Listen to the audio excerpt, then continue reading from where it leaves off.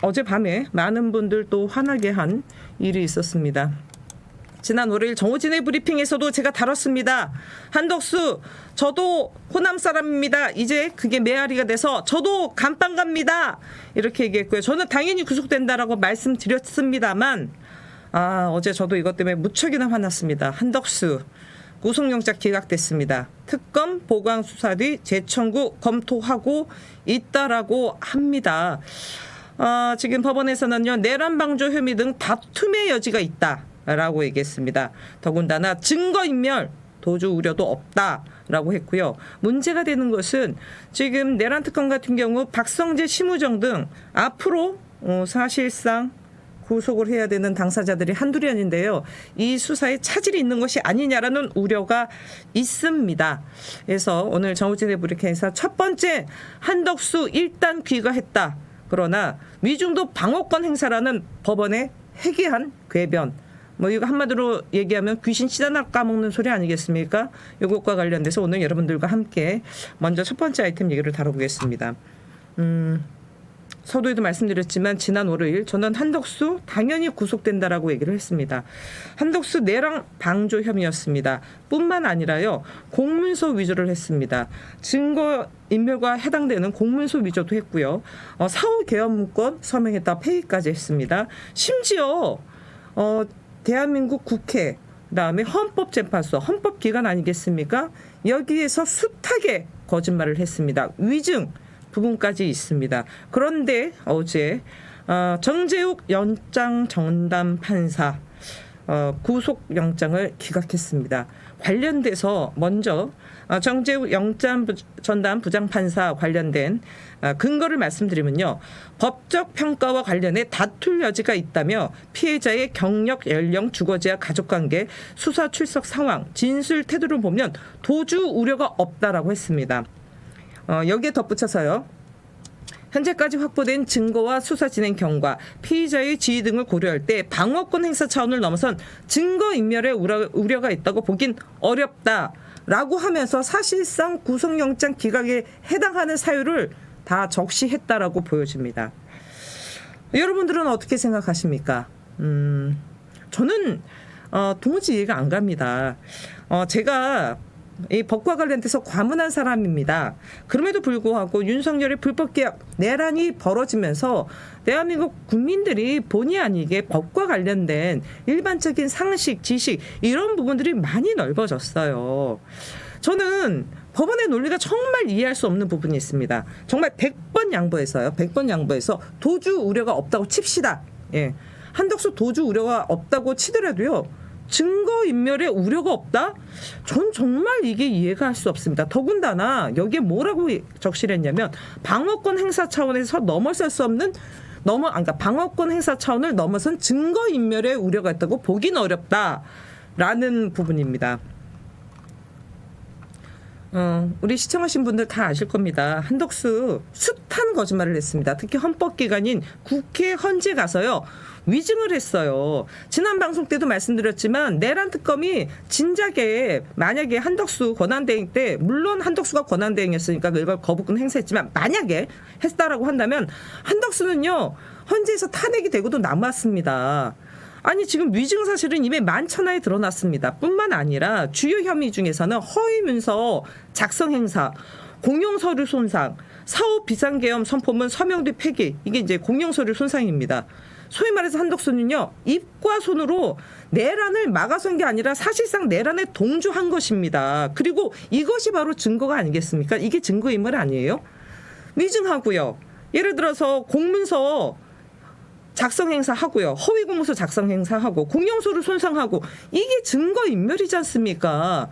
그동안 했던 게 거의 다 증거인멸이에요. 한덕수. 그런데 증거인멸과 관련된 행사를 버젓이 했는데 방어권 행사를 넘어선 증거인멸의 우려가 없다? 와, 공부 많이 했겠죠. 판사까지 됐으니까. 그런데 귀에 감면 코골이, 코에 감면 코골입니까? 아니 법에 대해서 과문한 제가 봐도 이것이야말로 명백한 증거인멸 아니겠어요? 그동안 한덕수가 했던 족족이 다 증거인멸입니다. 그런데 방어권 행사를 넘어선 증거인멸을 찾아볼 수가 없다? 아니 그러면 이 지금 저는 이해할 수 없는 게 그거예요. 지금 했던 것 자체가 다 증거인멸인데 증거인멸이 방어권 행사입니까? 그러면 제가 되묻겠습니다. 정직 판사. 한덕수가 했던 족적의 모든 게 증거인멸인데 이게 다 방어권 행사입니까? 아니 대한민국 판사가 증거인멸과 방어권 행사 차원을 구분하지 못하나요? 법의 문외한인 저조차도 증거인멸과 방어권은 구분합니다. 한덕수가 했던 모든 행위가 그러면 방어권을 넘어설 수 없다고 했는데 증거인멸이 방어권인가요? 위증이 방어권 행사예요? 예? 공문서 허위 공문서 작성이 방어권 행사입니까? 참, 저는 정말 이거 보고 이런 궤변도 어디 있나? 대한민국 국민을 알기를 정말 뭐로 알고 있나? 이렇게 국민을 무시하나? 윤석열의 불법 개헌 내란 때문에 국민들이 법상식이 상당히 높아졌습니다. 저보다 뛰어나신 분들 너무 많아요. 그럼에도 불구하고 법의 문의아닌 제가 보더라도요. 위증이 방어권 행사입니까? 공문서 위조가 방어권 행사냐고요. 이게 지금 말 그대로 진짜 도구 사운드죠. 무슨 귀신 신 하나 까먹는 소리가 어디 있습니까? 이것이야말로 진짜 개뿔 뜯는 소리고 귀신 신 하나 까먹는 소리죠. 어떻게 이런 결정을 내릴 수가 있을까요? 저는 정말 도무지 이해가 안 됩니다. 아니 위증을 숱하게 했어요. 이게 방어권 행사냐고요. 허위 공무선 작성이 방어권 행사냐고요. 이런 말 같지도 않은 소리를 버젓이 구속영장 기각서유에 적시했다라는 이 판사 저는 이해가 가지 않습니다. 윤석열 뒤에 지기현이 있었다면 한덕수 뒤에 정재욱인가? 이 판사가 있습니까? 아니 무슨 이 김앤장의 힘이에요? 김앤장의 힘입니까? 묻지 않을 수가 없습니다. 더군다나 내란 공범 내란 주요 임무 종사자가 아니라 지금 사실은 내란 방조범으로 했지만 내란 방조범도요 징역 3년 이상의 중형입니다. 어떻게 대한민국 이 법원은요 내란과 관련돼서 이렇게 관용적일 수 있을까요? 지기현 판사 보세요. 지금 윤석열 안 나오고 있는데도 불구하고 그냥 두고 있는 거 아닙니까? 내란의 1인자와 2인자예요. 대한민국 서열로 보면. 저는 정말 이해가 안 갑니다. 제가 좀 많이 좀 화난 부분이 있습니다. 제가 지난 방송 때도 말씀드렸지만 저는 당연히 구속될 거로 했던 이유 중에 하나가 바로 이상민 이미 구속되지 않았습니까? 이상민이 바로 미터다. 이상민의 혐의와 지금 한덕수 혐의 중에 딱 하나 차이는 이상민은 그때 단전 단수 때문에 직권남용이 있었어요. 그런데 한덕수는 그 부분이 없었습니다. 그 차이점도 말씀드렸어요. 그러나 여러분 지금 한덕수 일시 귀가 일단은 귀가를 했지만요. 저는 끝나지 않았다고 봅니다. 한덕수를 둘러싼 의혹은요. 계속 꼬리를 이어가고 있습니다. 그래서 저는 한덕수 일시 귀가, 일시 집으로 이렇게 좀 명명하고 싶습니다. 왜냐 오늘 좀 많이들 전해주고 있습니다. 물론 일주일 전에도 전해졌지만요. 한덕수 계엄 선포 직후에 전화한 사람들의 명단들이 확인되고 있습니다. 그중에 한 명 유인촌 당시 문화체육부 장관. 유인촌 문화체육부 장관은 계엄 국무회의 때 오지 않았어요. 연락 명단에서 빠졌습니다.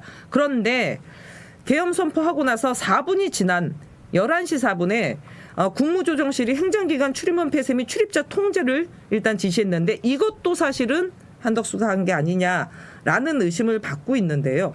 여기에 더해서 뭐였냐면 한덕수가 바로 유인촌이랑 통화를 합니다. 그리고 나서 벌어진 여러분 다 아시죠? 한국예술종합학교 한예종 석관동 캠퍼스가 출입이 통제됐습니다. 전면 통제가 됐어요. 근데 저도 이번에 안 사실이지만 한예종 지금 석관동에 있는 건물이요. 과거 안기부의 본청이었다고 합니다. 안기부의 본청. 그러면 여기를 통제하라고 했다. 근데 예를 들어서 국공립 대학을 다 통제하라고 했으면 모르겠는데 한예종만 콕 집어했다? 그러면 이건 충분히 의심이 가는 일 아니겠습니까? 뭐 예를 들어서 국회의원들 다 체포해가지고 집어넣고 뭐 과천 등도 집어넣지만 예를 들어서 내란과 관련돼서 무슨 내란 뭐 관련된 사령부가 필요하고 뭐 등등 하지 않겠습니까? 그런 의혹을 받고 있어요. 그렇기 때문에 유인천 전 장관도 제가 보기엔 특검 조사를 받아야 될 텐데 이게 사실은 뭐 물증이 좀 있어야 되는데 그게 얼마만큼 밝힐지 모르겠습니다만 유인천 장관과 통화했다. 이게 하나 있고요. 두 번째 여러분도 아시겠지만 11시 15분에는 추경호랑 통화했습니다. 추경호도 이제 조만간 특검 조사 받지 않겠습니까? 계엄 해제 요구 결의안 표결에 대한 방해가 아닐까라는 의구심이 드는데요. 여러분 생각해 보십시오. 계엄이 벌어졌어요. 그런데 대한민국 이 지금 국무회의를 소집했던 부의장이 바로 한덕수 아니겠습니까? 한덕수가 그날 참석하지 않았던 국무위원인 유인촌 전 장관에게 전화를 했습니다. 안부 전화했겠습니까? 아니면 신세한탄 전화했겠습니까? 대한민국 그때 집권당의 원내대표 추경호랑 통화했습니다. 많이 놀라셨죠? 괜찮으세요? 많이 놀라셨으면 청심환 드세요. 이런 얘기 했겠습니까? 이거는 뭔가 지시사항이 있었기 때문에 전화 통화한 거지 안부를 전화를 했거나 신세한탄 전화했겠냐고요. 예? 놀라셨으니까 진정하세요. 우리 차분히 생각해 봅시다. 뭐 이런 통화 했겠냐고요. 저는 단언해서 말씀드립니다. 한덕수 지금 일시 귀가 잠시 귀가 일단 귀가했다라고 봅니다.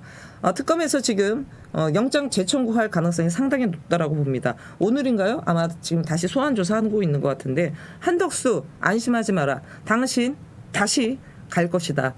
저는 한덕수의 끝도 분명히 내란 정권의 2인자답게 감방에 있을 거라고 저는 확신하고요. 거듭 말씀드렸는데 대한민국 법원 이렇게 하지 마십시오. 국민들의 알고 있는 법 상식, 법 지식이 있습니다. 위증이 방어권 행사냐고요. 허위 공문서 작성이 방어권 행사입니까? 예? 이 직위원 때문에 국민들 뒷목 잡았는데 이번에 정지욱 판사 때문에 또 뒷목 잡게 생긴 것 같은데요. 다시 촛불 들어야 합니까? 네? 정말 거듭 말씀드립니다. 김현장의 힘인가요? 예? 윤석열 뒤에 직위원 있었고 한덕수 뒤에 정재욱 있었나? 다시 한번 살피겠습니다. 특검 좀 분발하십시오. 분발해서요. 구속영장 다시 한번 청구하고요. 이번에는 빼도 박도 못하게 청구하십시오. 네. 일단은 첫 번째 아이템 여기까지 하겠습니다.